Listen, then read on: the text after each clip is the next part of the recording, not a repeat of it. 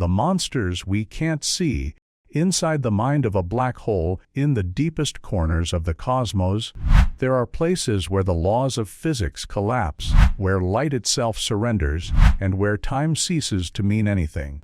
These are the monsters of our universe, black holes. They do not shine. They do not reflect. They do not forgive. They simply exist, silent, patient, and eternal.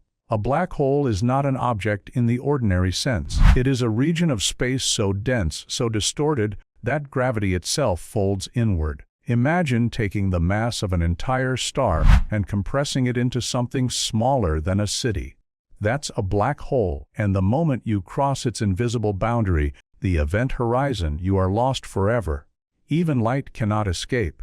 If the universe were a video game, black holes would be the unpatched glitch that devours everything on screen.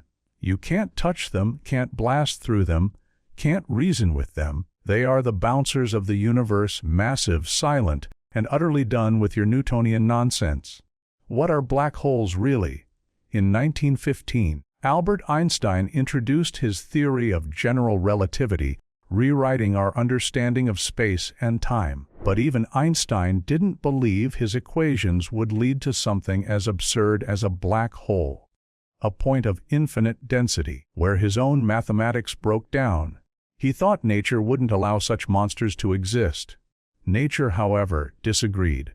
Only a few months later, a German physicist named Karl Schwarzschild took Einstein's equations and solved them in the most terrifying way possible. His solution described a sphere where gravity becomes so strong that nothing, not even light, can escape its pull. That invisible boundary became known as the event horizon, the edge of reality itself. For decades, black holes were purely theoretical, mathematical curiosities that existed only on paper.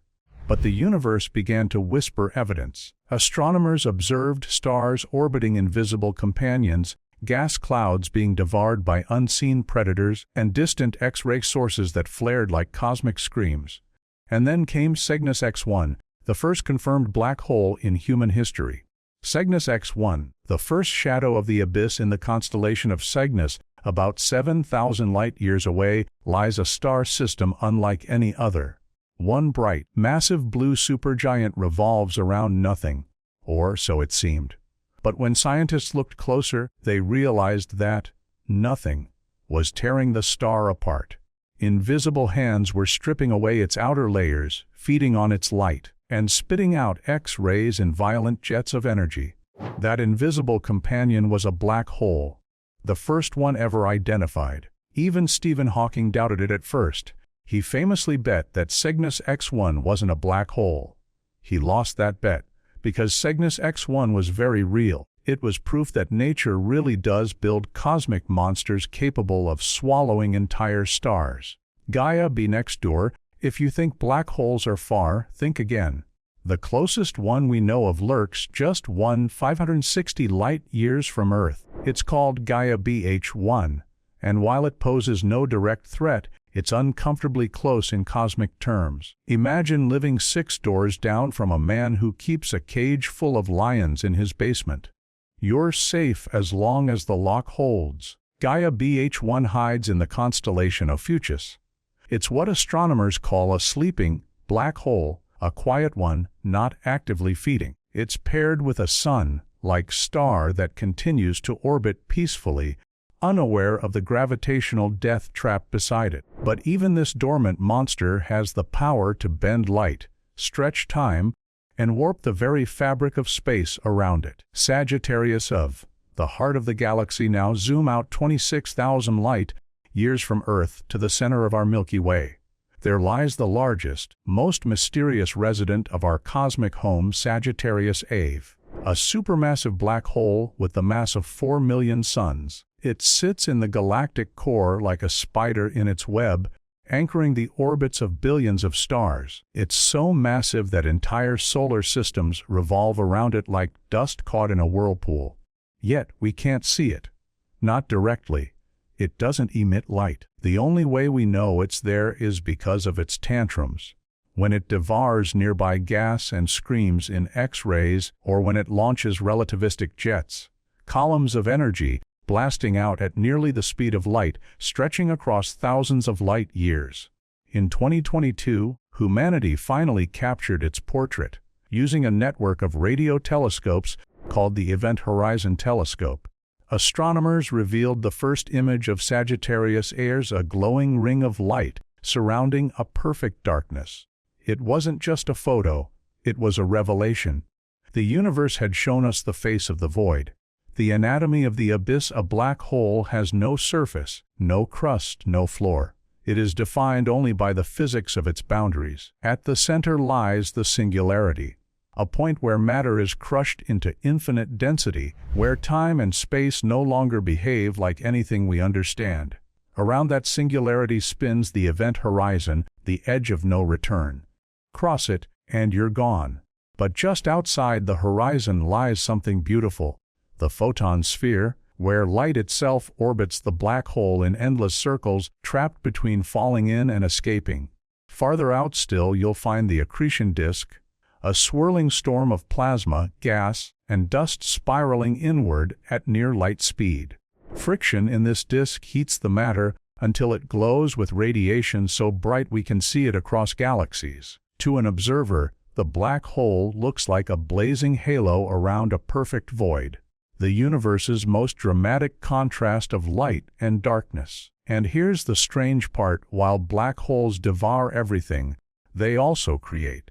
They power quasars, the brightest objects in the universe. They shape galaxies, ignite star formation, and drive the cosmic dance of energy and destruction that keeps the universe evolving. In a very real sense, black holes are the architects of galaxies, falling into the void. But what happens if you get too close? If you were unlucky enough to fall toward a black hole, your fate would depend on its size. For a smaller, stellar, mass black hole, you wouldn't make it far. The gravitational difference between your feet and your head would tear you apart in a process called spaghettification. Your body stretched into a long, thin filament of atoms. It sounds horrifying, but in truth you'd die almost instantly. In a supermassive black hole, though, things are different. The gravitational pull is so evenly distributed that you could actually cross the event horizon without feeling it. For a brief moment, everything would seem fine, until physics stops working. You wouldn't see light anymore.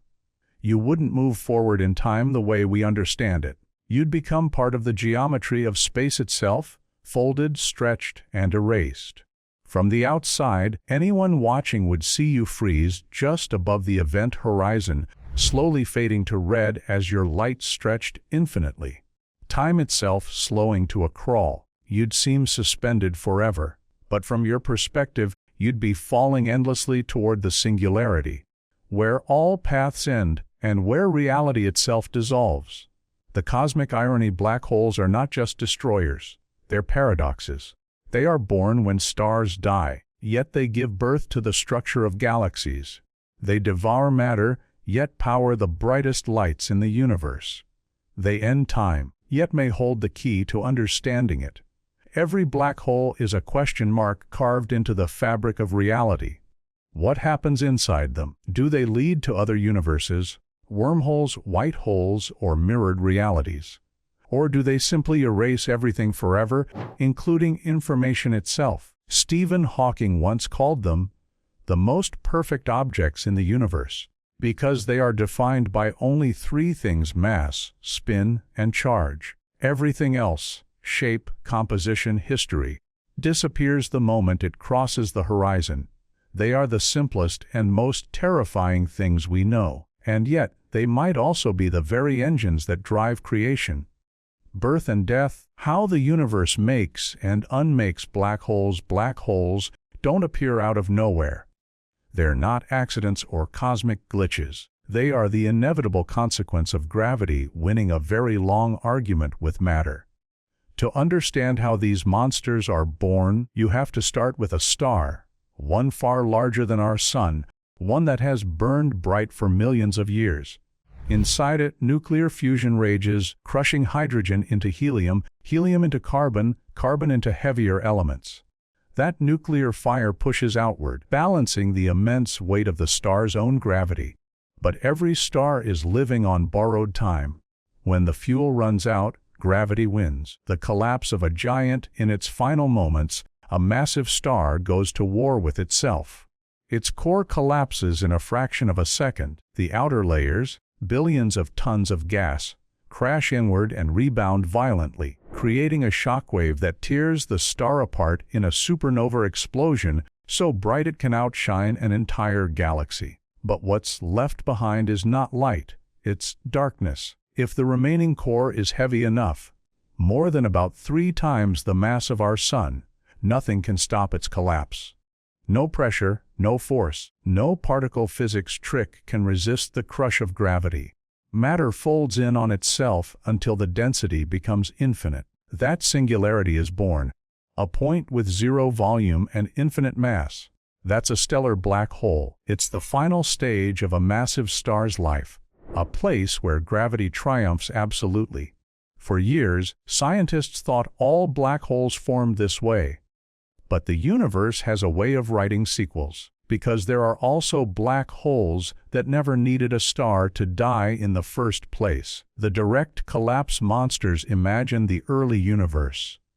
Billions of years ago, before there were galaxies, before there were planets, before there was even starlight, just vast, cold clouds of hydrogen gas swirling in the cosmic dark. In that ancient silence, some of those gas clouds didn't break into small stars. Instead, they collapsed all at once. No explosions, no fireworks, just quiet implosions on an unimaginable scale. Those were direct collapse black holes, ancient giants that skipped the normal life cycle entirely. They went straight from gas cloud to gravitational nightmare, forming black holes hundreds of thousands of times more massive than the Sun. These direct collapse monsters became the seeds of supermassive black holes, the ones that now sit at the centers of galaxies, including our own Sagittarius A.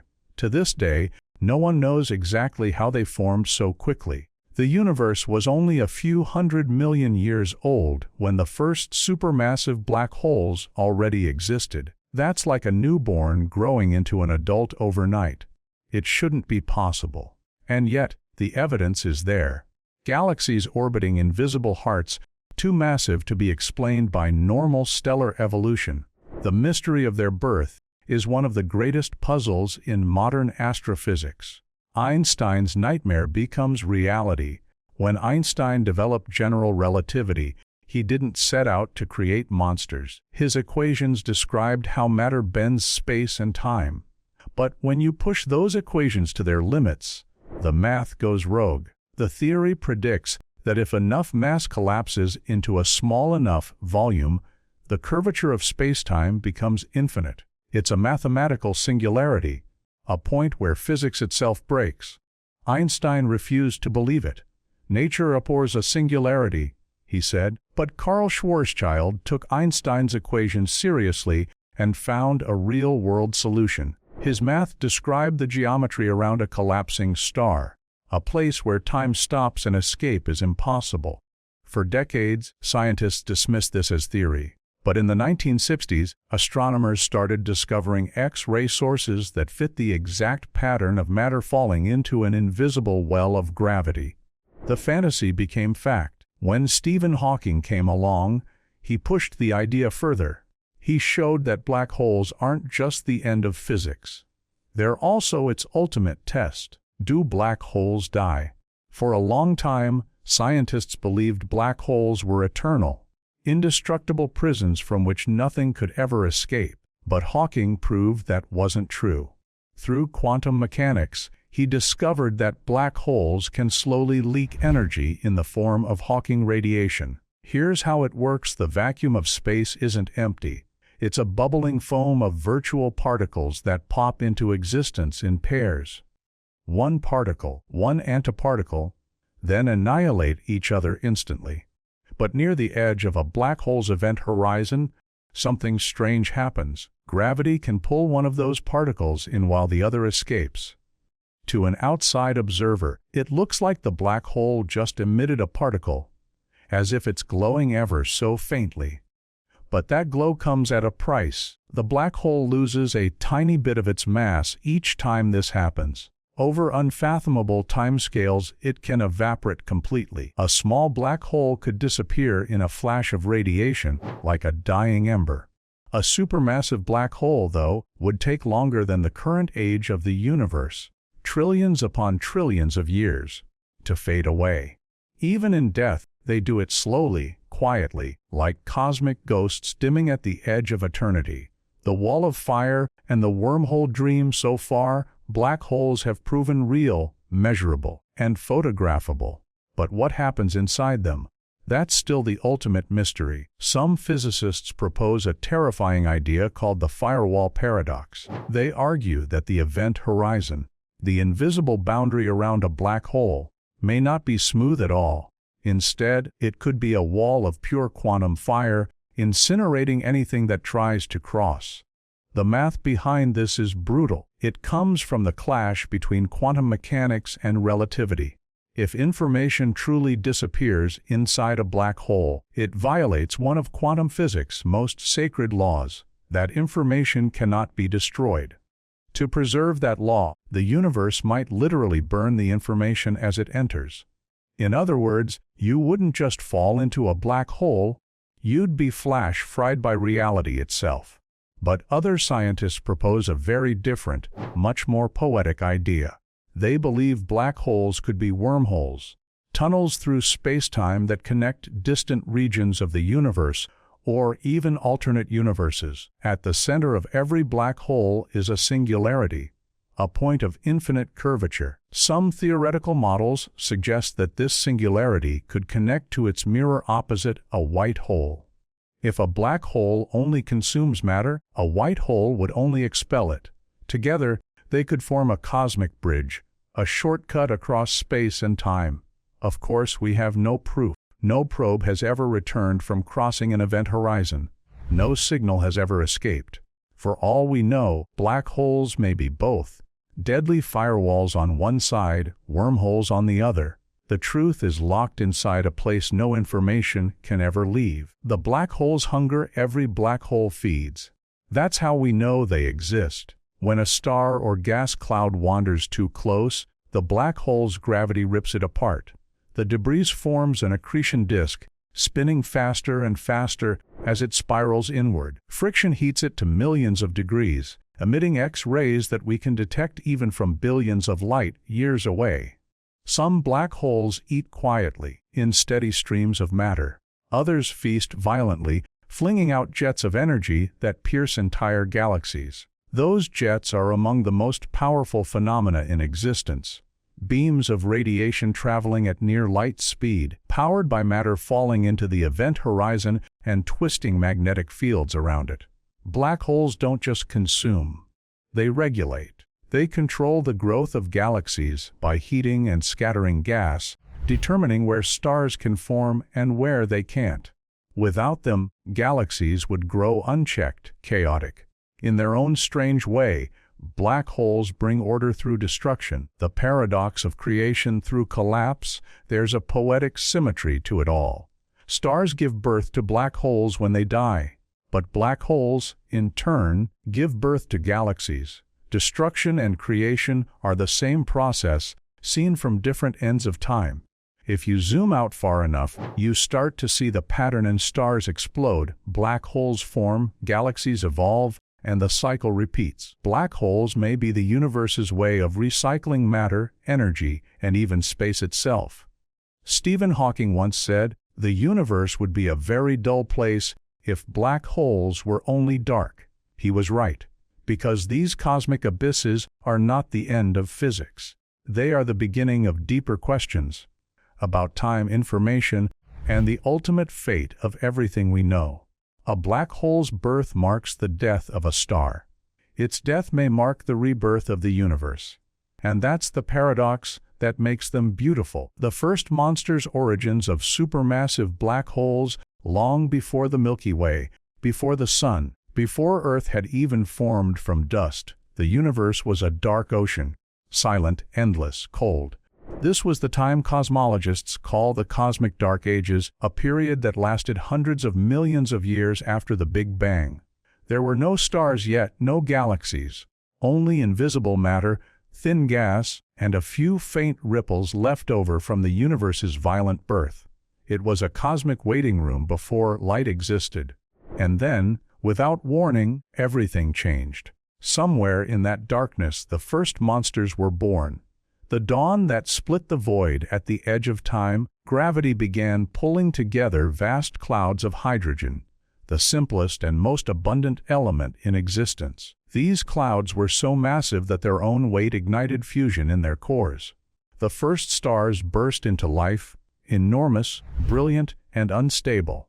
Scientists call them population E3 stars because they were the first generation ever formed.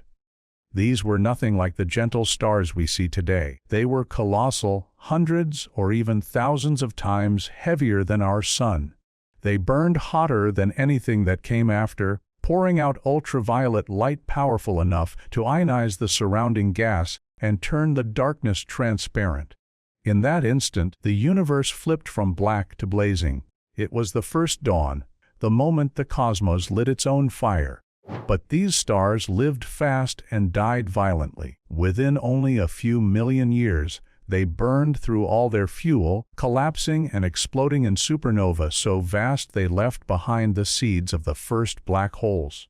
Jonathan Tan's radical theory, the POP 3.1 model. For decades, astronomers puzzled over how supermassive black holes, like the one at the center of our galaxy, could have formed so quickly. Even with hundreds of millions of years to grow, there simply wasn't enough time for normal stars to collapse, merge, and feed until they reached millions of solar masses. Then astrophysicist Jonathan Tan from the University of Virginia proposed something revolutionary, a theory he calls the population 3.1 model. According to Tan, the first black holes weren't born from dying stars at all. They were born from dark matter. Dark matter is one of the greatest mysteries in science, an invisible form of mass that makes up about 85% of the universe. It doesn't emit light or energy, but its gravity shapes galaxies and holds the cosmos together. Tan believes that in the earliest universe, dark matter wasn't just passive, it played an active role in creating the first stars. These early stars, he says, didn't burn normal nuclear fuel. They fed on dark matter itself, using its annihilation energy to grow into titanic sizes. These dark stars, as he calls them, may have grown to be thousands of times heavier than the sun before collapsing under their own weight. And when they died, they left behind black holes large enough to become the supermassive black holes that now sit in the centers of galaxies. If true, Tan's model solves one of cosmology's biggest puzzles: how black holes billions of times the sun's mass could exist when the universe was still in its infancy. The flash before the fall, Tan's theory, doesn't just explain the origin of black holes. It also sheds light on how the universe woke up. Those first dark stars were so luminous, so monstrously bright, that their radiation reionized the cosmos, stripping electrons from hydrogen atoms and making space transparent again. That sudden burst of light marked the end of the cosmic dark ages.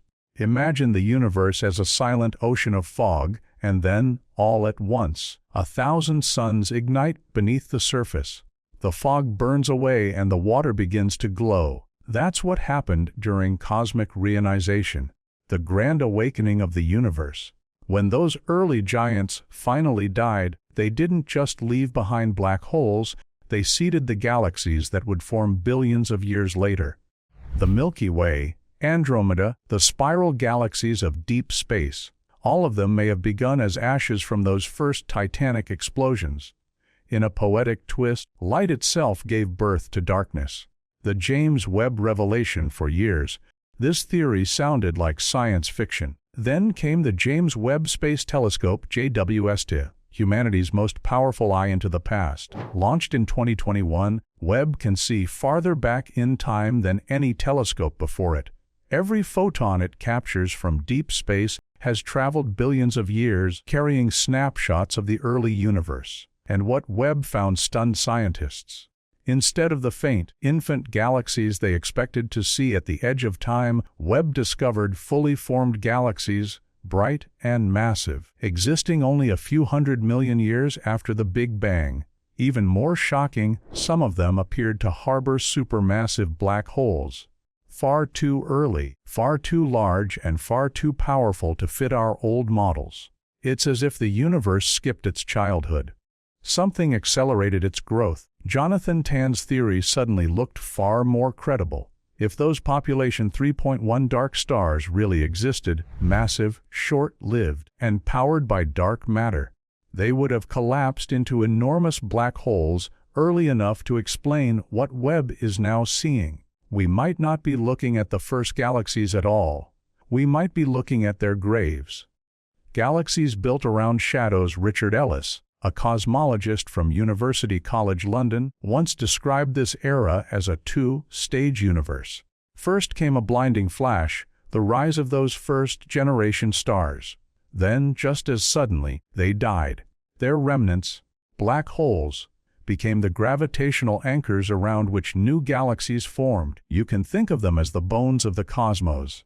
Every galaxy is built around one. Our own Milky Way spins around Sagittarius A, a supermassive black hole roughly 4 million times the mass of the Sun. But the same pattern exists everywhere we look. Every spiral, every elliptical, every starburst galaxy, all have a black heart at their center. It's as though the universe follows an unbreakable law. Everywhere there is light, there must also be a shadow. Dark matter, dark stars, dark beginnings. Tan's population 3.1 model also hints at a deeper truth, that dark matter might not just be the skeleton of the universe, but also its midwife. If dark matter could feed those first stars, it might have played an active role in shaping everything we see today. And here's the eerie part, those early dark stars would have been so large and diffuse that they might have glowed with a strange, reddish light, visible across intergalactic distances. If any still exist, they would be ghost stars, silent, massive, and dim, hiding in the corners of the universe. Webb is already searching for them.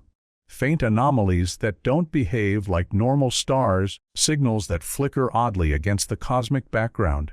If even one is confirmed, it would prove that dark matter can ignite, that the invisible can become visible, if only for a brief cosmic heartbeat. The universe as a survivor's story. In the grand timeline of existence, the first black holes are the oldest survivors. They are fossils of the universe's first light, the remains of an era when creation and destruction were indistinguishable.